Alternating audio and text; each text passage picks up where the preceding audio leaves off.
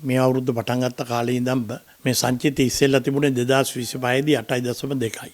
2026 දී 10.8යි. 2027 දී 12 14.2යි. මේම තමයි මුලින් සංචිත අවශ්‍යතාවය ගණනය කරලා තිබුණේ. ඊට පසුව ආර්ථිකයේ වර්ධන වේගයේ වැඩිවීම කරන කොටගෙන මූල්‍ය අරමුදල මේ සංචිත අවශ්‍යතා අඩු කළා. අඩු කළා දැන් මේ වර්ෂයට තියෙන්න ඕනේ 9.27ක් ඇමරිකන් ඩොලර් මිලියන.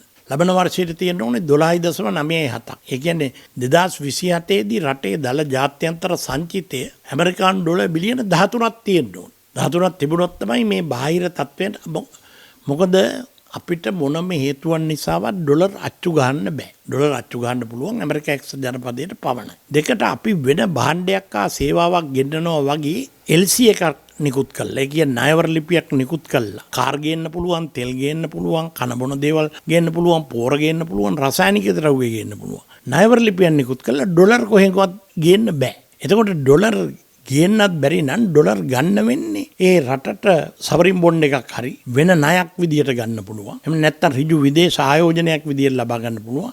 රට ඇතුළට ඩොලර් ආවොත් විතරයි රුපියල් දීලා ඩොලර් ගන්න පුළුවන්. මේ තත්ත්වය හුඟක් ව්‍යවසායික ක්ෂේත්‍රයක් දැන්නේ රට ඇතුළට ඩොලර් ලැබෙන්නේ නැත්තම්. ඒ නිසා තමයි ආර්ථික පරිවර්තන පනතේ නිශ්චිත ඉලක්ක වගේක් දක්වලා තියෙන්නේ 2025 දී දලදේශීය නිෂ්පාදනයෙන් 30%ක් අපනයන වෙන්න ඕනේ. 2030 දී දලදේශීය නිෂ්පාදනයෙන් 40%ක් අපනයන වෙන්න ඕනේ. 2040 දී දලදේශීය නිෂ්පාදනයෙන් 60%ක් අපනයනය වෙන්න ඕනේ. එතකොට ආර්ථිකය අපනයන ආර්ථිකය බවට පරිවර්තන වුණොත් රට ඇතුලේ මේ ඩොලර් ප්‍රශ්නේ විසඳෙනවා. එහෙම නැතුව මේ සංචාරකයෝ කීප දෙනෙක් වැඩියෙන් පැමුණුණා.